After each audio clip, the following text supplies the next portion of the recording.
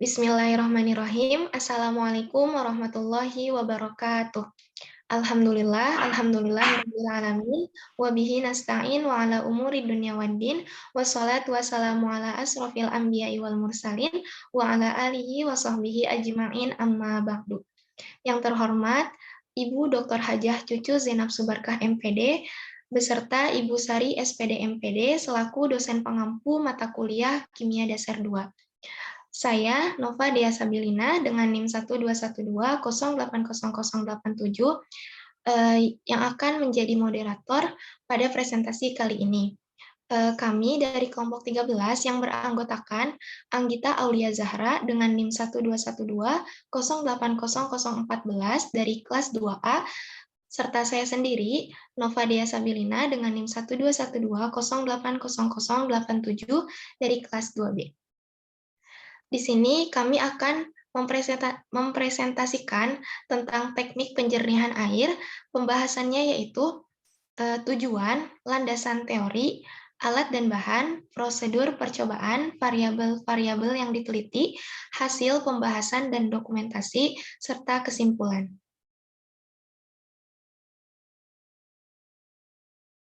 Baik, saya akan menjelaskan tujuan pada percobaan ini. Yang pertama yaitu mengetahui cara kerja tawas pada proses penjernihan air limbah. Kemudian tujuan yang kedua yaitu mengetahui perbedaan antara air kecap, air selokan, dan air sabun yang dapat dijernihkan dengan penambahan tawas. Kemudian, untuk landasan teorinya, koloid adalah suatu campuran zat heterogen antara dua zat atau lebih yang partikel-partikel zat yang berukuran koloid tersebar merata dalam zat kain. Ukuran koloid berkisar antara 1 sampai 100 nanometer atau 10 pangkat minus 7 sampai 10 pangkat minus 5 cm. Untuk sifat-sifat koloid terbagi menjadi 4. Yang pertama yaitu ada efek Tyndall. Nah, efek Tyndall ini dapat digunakan untuk mengamati partikel-partikel koloid dengan menggunakan mikroskop. Karena intensitas hamburan cahaya bergantung pada ukuran partikel, maka efek Tyndall juga dapat digunakan untuk memperkirakan berat molekul koloid. Nah, yang kedua ada gerak Brown. Nah, gerak Brown ini terjadi akibat tumbukan yang tidak seimbang dari molekul-molekul medium terhadap partikel koloid. Kemudian sifat yang ketiga yaitu ada elektroforesis. Nah, kemudian ada yang keempat yaitu adsorpsi. Nah, adsorpsi ini berarti proses menyambung elektroforesis yang bermuatan listrik. Kemudian ada sistem koloid terbagi menjadi dua fase. Nah, dua fase ini yaitu ada fase terdispersi dan fase pendispersi. Nah, untuk fase terdispersinya itu adalah fase atau zat yang terlarut dalam larutan koloid. Nah, sedangkan untuk fase pendispersi ini adalah zat pendispersi zat pelarut dalam larutan koloid itu sendiri. Boleh next slide. Nah, kemudian berdasarkan fase zat terdispersi, sistem koloid dibagi menjadi 3 bagian, yaitu ada sol, emulsi, dan buih. Nah, untuk sol ini yaitu koloid dengan zat terdispersi fase padat. Nah, untuk emulsi yaitu koloid dengan zat terdispersinya fase cair. Untuk buih, fase terdispersinya itu fase gas. Nah, salah satu kegunaan koloid ya dalam kehidupan sehari-hari yaitu penjernihan air. Nah, pada percobaan ini kami menggunakan koagulan tawas. Nah, tawas ini merupakan kelompok garam rangkap berhidrat berupa kristal serta memiliki sifat isomorf.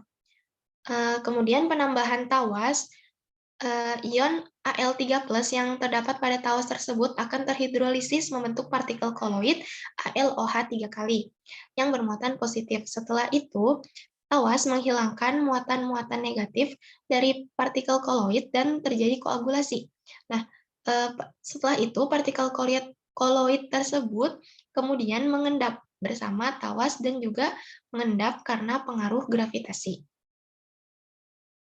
Boleh next slide. Nah, untuk alat bahan pada percobaan kali ini, yaitu alatnya ada stopwatch sebanyak 1 buah, kemudian sendok makan 1 buah, gelas plastik 3 buah. Kemudian bahannya yaitu ada tawas sebanyak 6 sendok makan, air kecap sebanyak 100 ml, air selokan sebanyak 100 ml, kemudian air sabun 100 ml. Baik, selanjutnya yaitu prosedur percobaan yang akan dijelaskan oleh rekan saya, yaitu Anggita Aulia Zahra. Kepada Anggita, saya persilahkan. Ya, terima kasih Nova. Di sini saya akan menjelaskan tentang prosedur percobaan pada proses penjernihan air. Yang pertama, menyiapkan alat bahan, lalu memasukkan air kecap, air selokan, air sabun masing-masing sebanyak 100 ml ke dalam 3 gelas plastik. Yang kedua, masukkan tawas ke dalam masing-masing gelas plastik sebanyak 2 sendok makan. Yang ketiga, nyalakan stopwatch. Yang keempat, diamkan selama 30 menit dan amati perubahan yang terjadi setiap 10 menit. Lalu catat apa yang terjadi.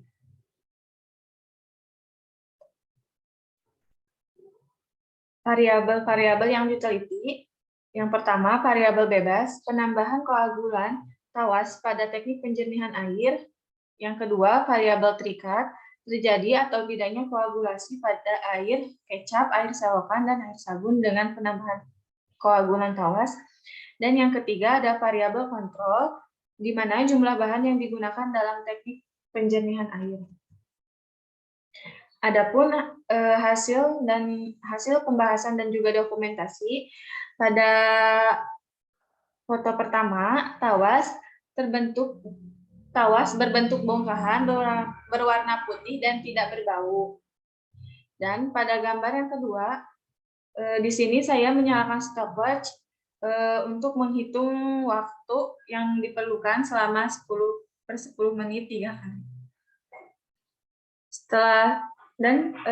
Foto yang ketiga ini setelah 10 menit pertama bisa dilihat air kecap tidak mengalami koagulan, air selokan mulai mengalami koagulan, dan air sabun sudah mengalami koagulan sebagian. Dan foto yang keempat, setelah 10 menit kedua, air sabun sudah mengendap sebagian, hampir setengahnya. Air selokan masih proses pengendapan, dan air kecap tidak mengalami. Dan setelah 10 menit ketiga, air sabun mengalami pengendapan dengan sempurna, air selokan mengendap sebagian, dan air kecap tidak mengendap. Adapun kesimpulannya, tawas yang ditambahkan dalam proses penjernihan air limbah yang terhidrolisis membentuk koloid AlOH 3 kali. Koloid AlOH 3 kali yang terbentuk akan menggumpalkan partikel terlarut dalam air limbah dan menghilangkan muatan pada partikel agar dapat mengendap.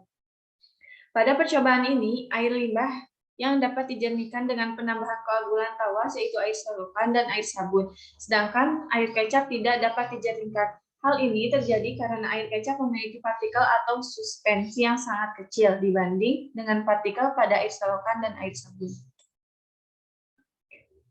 Saya kembalikan lagi ke moderator. Terima kasih. Baik, terima kasih kepada Anggita Aulia Zahra yang telah mempresentasikan. Mungkin cukup sekian presentasi dari kelompok kami, yaitu kelompok 13, dalam judul percobaannya itu teknik penjernihan air dengan koagulan tawas. Terima kasih, mohon maaf. Wassalamualaikum warahmatullahi wabarakatuh. Waalaikumsalam warahmatullahi wabarakatuh.